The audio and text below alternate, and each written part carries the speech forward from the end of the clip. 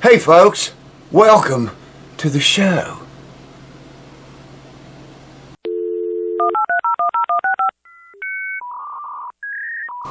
Well, howdy folks. Thank you all for tuning in here. I figured I better make a little video and explain to you guys and ladies what's been going on here at the House That Never Sleeps. Be easier for me to tell you what's not been going on. I got some really bad news for you. It's bad news. And I've got some good news too, though. It ain't all bad. But we'll get right to it. My son been helping me with my truck, working on it. You guys, I think I told you guys about it. Maybe I did. I put drag pipes on it. It needed an exhaust anyway, so I went ahead and bought the pipes. Installed those.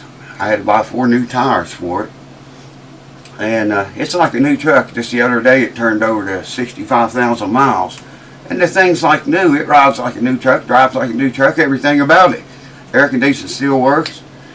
Wickedest heater I've ever seen in a vehicle.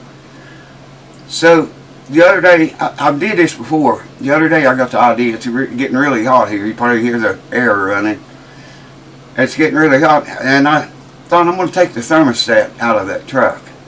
You know, like I say, I've done it before a lot of times because it's got a 195 degree thermostat in it.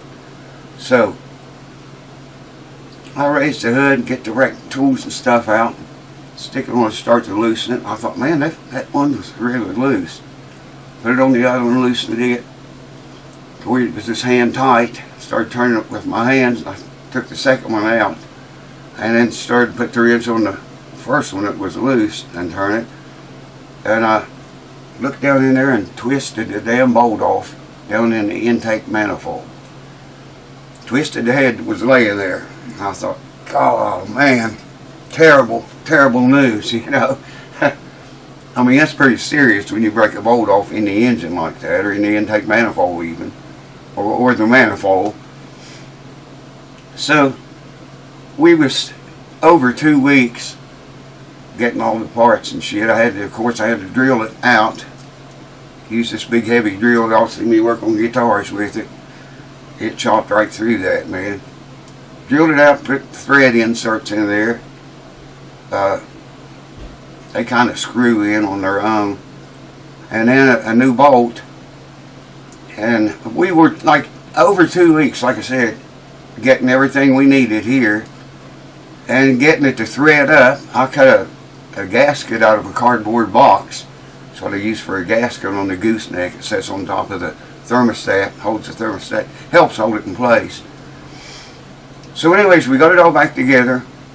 I figured as soon as it heated up and built up pressure, it's going to blow all that crap out, you know. Filled it up with antifreeze and I took off. And I didn't think I was going to make it back to the house before it overheated. It was running, you know, way hotter than normal. But it didn't overheat, but it was just too hot. With the thermostat out, mind you. So I come back to the house, I told my son, I said, I remember an air bubble getting in that system before. And y'all got to excuse me, I'm smoking on these kind of videos, I usually do. I remember an air bubble getting in there before. It wasn't full of antifreeze, there was a pocket of air circulating. I said, we got to get that out. So I had to park the truck on an uphill, facing uphill, and that let all the antifreeze run, you know, down and back. And sure enough, it took almost a half a gallon more of antifreeze. And I thought, well, it'll going to blow out now, or leak, probably. And I hit the road again, took off, drove, man, it ran cool as a cucumber all that day. That's where the news got better. I got videos on all of it. In fact, right here, right now, I'll let you see some of it. Nobody ever cleans it unless I do. I do it myself. Nobody else does.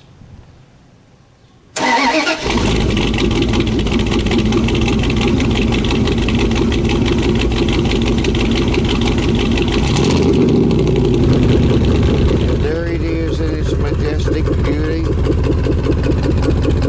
The exhaust, new tires, new tires, new rubber, new exhaust, hooked up, working. By the way, stripped off the thermostat right there. The thermostat goes. Broke a bolt off, screwing it out, loosening it, broke off. Had to drill it out and re-thread it. All kinds of shit went on with that. That's a story within itself. 2 weeks, man. 2 weeks. Drilling that bolt out that holds the thermostat in. Put the thermostat out. That hose right there. Right where it bolts in there. Broke the bolt off. Screwing it out. Had to drill it out, re-thread it, put a new bolt in. I don't know if you see the new bolt or not. Probably not. I can't see the camera, so I don't know if you're seeing it or not. Probably not. But anyways, had to put a new bolt in. It was a pure bitch, man. 2 weeks. 2 weeks fixing it. You can see it's not leaking.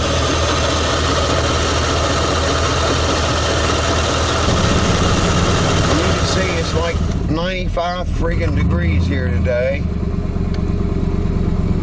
You can see we're running about 105 degrees, 100 degrees. That's with the thermostat out. Took the thermostat out, if I can talk.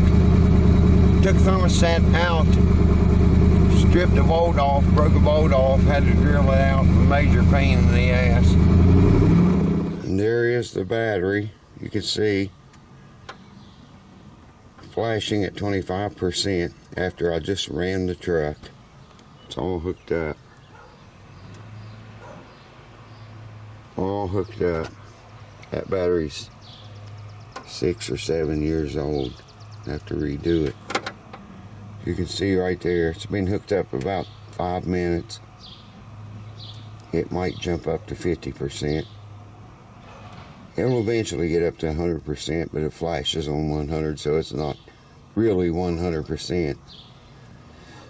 Maybe in the 90s. Eventually it'll get there. But, you know, after just now driving it. Oh, it's got plenty of laundry to do, too. So that's the story with the truck. It's all good and well now. I've been driving it, and it's just flawless, man. Everything about it works perfect.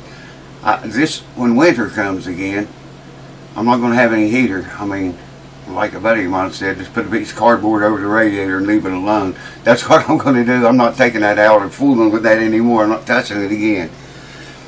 Like I say, I've done that a lot of summers since I've had that truck, just because it runs so hot with the thermostat in the summertime. It was nice in the winter to have that heater. You could actually smell plastic melting. You know, if you had that heater cranked up on a cold day, you could smell the vents like they were melting or about to melt. They never did, but it was that hot. Okay, enough of that with the truck. Dishes got to be done. Ain't nobody else going to do them. The really bad news now. Got some bad news on cue ball. I think I told you guys a while back about her up in the chair behind me, like she always is, or on my lap. This time she was behind me.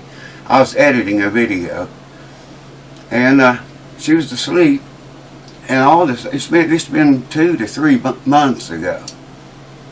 All of a sudden, man, she started screaming bloody murder. I mean, loud, and for a long time. So I jumped up and picked her up and set her down on the floor, and she was walking around in the room in there and just screaming bloody murder, man. And everybody that was here come running in there to see what was going on. I said, I don't know what's wrong with her. She was asleep and just woke up screaming like that, like she was in terrible pain. Kind of bowed up in the back and her head down really low, and scared the crap out of all of us. So she, the next day seemed fine, you know. And then we got to noticing her, though, every time she would go to sleep, she would yelp as soon as she woke up or tried to move. just a little yelp. Some of them were bigger than others, but they were all small compared to that loud screaming one. And that went away for like a couple weeks or 3. Then she started doing that little yelp again. Just, a tiny little yelp. And she'd wake up and start to move. She'd yelp a little bit and get up and walk around. She seemed fine after that. And her yelps, those little yelps, started to get bigger and longer and louder. I told my son and grandsons, I said, I got to take her to the vet, man. There's something wrong. So I did. Got to sweep. Have to sweep at least once every week or so. Got to sweep, keep her place clean. Over a week and a half ago, I took her down to the vet. Waited all day long. That place is busy, man. It's the president's office. Like I've been here lately. I'll get to that. Took her in and finally got in, and he x-rayed her and did blood work and stuff. Come back out and he said the blood work's okay. Looks good. He said she's got a little bit of a heart murmur, and blood pressure, is a little off. He didn't say if it's high or low. He said it was off. He said the bad part is her spine, degenerative disc disease is what he called it. And there's no cure for that. He said it is bad. He said, man, he didn't know how she even walked or got around at all, according to the x-ray he looked at. So he told me how to handle her and, get around with her. And gave me, I think, 3 medicines. I can't tell you what they were unless I go get the bottles. But 3 of them, one of them was a pain pill, one was a water pill to get fluids off her body. He said it would help her joints and stuff. And I forget what the 3rd one was. Anyways, he said I want to see her again in a week to 10 days. That was $300 plus that day. He said I want to see her again in a week to 10 days if you do that. And I said, well, yeah, I'll certainly do it. We brought her home. I started her on the medicine that evening. Had to take Q-Ball to the vet. $500 spent there.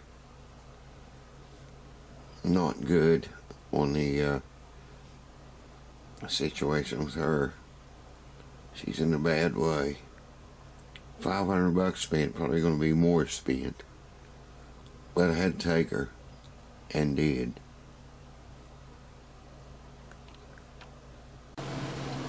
That was a Friday before last. Today is Tuesday.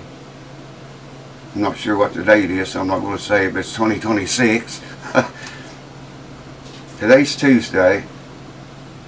I don't know when you'll see this exactly, but the Friday before last Friday, and then this past Monday, yesterday, made 10 days.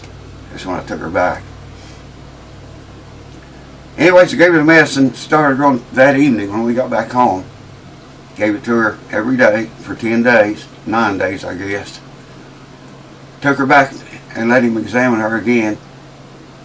And he came out and he said, I can't believe what I seen. He didn't show me the x-ray the first time. This second visit, he brought both x-rays out. He said, this is the x-ray a week ago, 10 days ago. And this is the x-ray today. And I'm not even a vet, and I could see the difference in it. He said, the medicine is definitely working, but there's no cure for this. He said, we can try to work around it, keep her on meds. She's 15 years old, for crying out loud, living on borrowed days probably now. I mean, you guys have been here for a couple of years, know all the things, the people that's been taken away from this family. This little pup was with me through all that. We laughed together, we cried together, we sleep together. She never leaves my side, man. She's just right on the other side of that door. And the reason she's probably afraid to come down that step right there. There's a step about that high from this room into the next room. Anyways, he gave me 2 more medicines, one for blood pressure and one for her heart. And he told me, he said he's had other dogs on those 2 medicines that lived way beyond their expectancy, way beyond any dog should have lived. I said, well, I've got her dad, and Q-Ball's dad is like 19 right now, 19 years old, and still walks, eats, goes outside, does his business. I mean, he can't see, he walks into shit all the time. But to be that old and that healthy, man, Q-Ball surely got some of those genes in that little 12-pound body, 11-pound body of hers. That's what she weighed the last time, 11.3, I think. But that's the good news. The meds seem to be working. She seemed to be doing way better. She's not yelped one time, other than we get into, ooh, one of those shout-out deals. Other than that, she hasn't yelped any. She sleeps really good. He told me that pain medicine would knock her out. She'd probably drool and sleep a lot. She ain't drooled any, but it knocked her out, and she does sleep a lot on those meds. And he told me the second visit on the pain meds to split that in half. So I originally, first time, told me to give her a half of a pain pill a day. And the second visit, he said, take a half a pill and break that in half and give her that every day. Or every other day, he said, if we can, keep that as low as we can. If she starts to cry or yelp again, bump it back up one notch. So that's what we're doing. That's why there haven't been any videos. I know, man. You guys probably are all pissed off at me, and I couldn't blame you if you were. But with everything going on like that, I mean, since losing our family, us boys have not had a good time at all. It's just hard. Grass cut. Somebody got to keep this place mowed. I can't let the grass get up to my knees. Right? Somebody got to mow. I got to do it. Like I said in a video before, after my wife left, well, after they all died, I got to keep the grass cut here, have to weed eat when it gets weed eated. Got to do the laundry, got to do the dishes, got to sweep the place, mop, keep it clean, cook. And that's really cutting on my video time. It takes a really long time to make a video here of any kind of a video, whether it's one like this or one on one of those. And now I got to take it in there and put it on the computer. Oh, that's another thing. Computer crashed. Yeah, I almost forgot to tell you that. My mainframe computer is a big computer, main one I use. I don't know why I call it a mainframe. It is on the network, but anyways, it went to hell, man. I found a image backup from 1 year ago that I made, July of 25. Right after I put Windows 11 on it, I backed it up in case anything went wrong, I could have a fresh start. And I'm still running Windows 11. If you're running 10, I would urge you to stick with 10. Unless you've got a really powerful computer that will handle 11, because it takes a lot of cycles, man. CPU cycles. I upgraded the shit out of that computer. It's a race computer now. But it broke down, and it took me forever to get that image restored and get everything working again. Because I changed a lot of things, since I made that image. A lot of stuff different. Lost a whole bunch of shit I'll probably never get back. Anyways, it's up and running right now. I'm going to put this video on it and edit it. And you got to render it, and then I got to upload it, and all that shit takes time. I just haven't had the time lately for anything. Just work on guitars and try to eat and try to sleep. That's all I've been doing to keep the place running, I mean, you got to practice music once in a while. Isn't that part of our everyday history? You got to practice music. You got to play something. Keep from going crazy. I practice banjo nowadays. And there it is. Keep the vehicles running. I hope you guys got some forgiveness in your heart and can find it. And I swear to you, man, we're going to get back in the rut of the original reason this channel exists. And right here it lays, one of them. That goes on every day. I mean, I got to eat, you know what I mean? And that helps a lot. So anyways, I can't think of anything else. I don't know how long this video is with what I added to it. I thank you guys sincerely from my heart for keeping it here. Through all the crap we've been through the last, what, 3 years, 4 years. It's just, like I said, life-changing events. That's what they were. Every one of them. Every one of them. Except the truck. That was not a life-changing event, but it's going to change life anyway when winter gets here. I'll catch you, hopefully the next video will be on a guitar or some kind of an instrument, something repaired, or review or something. I don't know what it'll be, but it'll be something that'll probably be pretty good. It'll be alright, make it alright, but don't have to be too good. Thanks for watching, guys. Thank you for keeping it here. I love you guys, every single one of you, and I hope you have learned something from this channel sometime through your years, or however long you've been here. Those new subscribers, there's a lot of you. If you want to know what I'm talking about, go back about 2 years ago and start watching my videos around July, and watch a few of them from there, and you'll get the whole story, the whole life-changing story. Thanks for watching, guys. I love you, and I'll see you next time. Go back to the vet again. You can bet that'll be another $1,000 at least. You know what I already spent, and I'll spend another $1,000. You know, she's worth it to me. It's my little cue ball head. Having a bad way, bad time. But I'll spend whatever it takes for her.